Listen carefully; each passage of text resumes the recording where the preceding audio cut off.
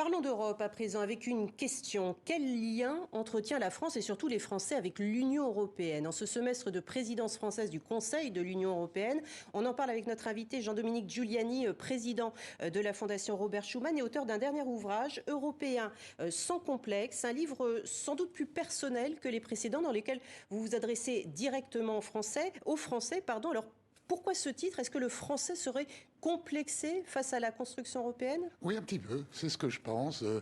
Les Français ont une histoire, un État, une verticalité du pouvoir qui fait qu'ils sont souvent mal à l'aise avec la construction européenne, qui est quelque chose d'un peu inédit, de très particulier, qui convient beaucoup mieux aux autres Européens qui ont des démocraties plus parlementaires, plus décentralisées.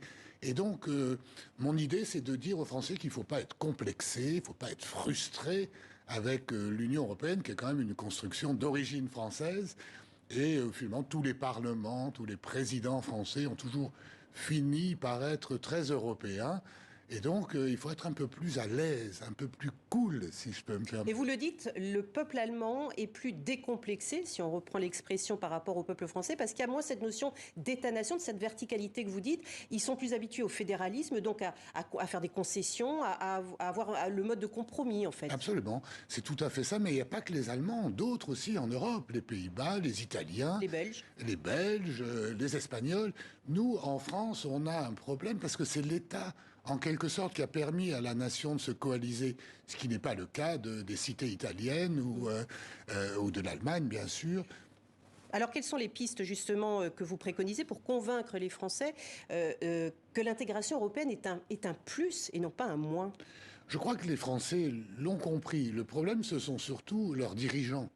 Leurs dirigeants qui pensent que l'État passe avant la nation. Je pense qu'il faut regarder ce qui est efficace et à quel niveau le faire. Parfois, au niveau national est plus efficace. On voit que l'armée française, par exemple, est un atout pour l'Europe tout entière, mais aussi pour la France. Et parfois, c'est le niveau européen qui est le plus efficace. Prenez l'exemple des vaccins. Les vaccins, il y a 18 mois, tout le monde disait où est l'Europe? Et aujourd'hui, nous sommes le premier producteur mondial de vaccins. On a plus... Alors que la politique sanitaire n'était pas une compétence de l'Union européenne. Absolument. Donc c'est quelque chose où l'efficacité a conduit les États à jouer davantage la carte européenne. Mais donc ça veut dire aussi que l'Europe a obligation, pour se faire apprécier, de s'adapter aux situations telles qu'elles se présentent. La crise sanitaire en est un exemple. Elle doit être plus efficace et plus visible. Et surtout revendiquer ce qu'elle fait. Parfois, elle fait des erreurs aussi, je le dis, je crois. En termes de gouvernance, c'est pas toujours très clair. On ne sait pas qui fait quoi, si c'est bien contrôlé. Mais à mon avis, le grand défi sur la scène internationale aujourd'hui, c'est celui de l'efficacité. Les Chinois, qui sont dirigés par... Mais justement, vous parlez de la Chine, ça m'a interpellé parce que vous dites, vous faites la différence entre les adversaires et les ennemis. Parmi les ennemis, vous mettez la Chine, la Turquie et la Russie. Expliquez-nous, est-ce que, au contraire, puisque eux considèrent l'Europe comme un ennemi, c'est en fait la preuve de sa force? Bien sûr. Si vous voulez, la mauvaise nouvelle pour la Russie, c'est que l'Europe soit unie. Parce que la Russie, c'est le PIB de l'Espagne, en gros, un peu plus, c'est-à-dire 10 fois moins que l'Union européenne unie.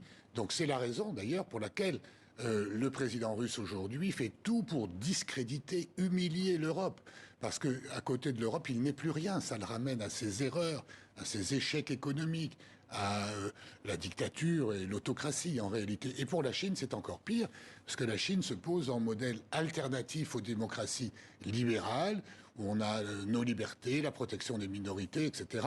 Et donc, pour eux, c'est une très mauvaise nouvelle d'avoir cette grande puissance qui a le premier PIB de la planète. Et néanmoins, dans le dossier ukrainien, par exemple, pour parler d'un conflit actuel, l'opinion publique européenne n'a-t-elle pas justement l'impression que l'Union européenne se fait dicter un petit peu ce qu'elle doit faire ou ce qu'on ne lui donne pas l'occasion de faire dans ce conflit par rapport aux États-Unis et à la Russie? J'exagère un peu, je porte le trait. Sur la scène internationale, vous avez de gros mâles virils qui croient que la force et les testostérones gouvernent encore le monde, mais qui ne gagnent plus aucune guerre, y compris les États-Unis ne peuvent plus gagner une guerre. En revanche, l'Europe, c'est plutôt une femme intelligente, modéré, qui sait agir avec subtilité. Alors évidemment, de temps en temps, les Français disent mais enfin, quand même, on va pas faire la guerre à la Russie, on va faire la guerre à personne. Donc vous voyez, je pense qu'il faut dépasser un peu les vieux schémas, les vieux clichés, pour essayer de regarder tous les atouts de l'Union européenne. Et la France en a beaucoup. Il y en a beaucoup. Et pour les découvrir, je conseille donc la lecture de Européens sans complexe. Merci beaucoup, Monsieur Giuliani, d'avoir été avec nous sur notre antenne.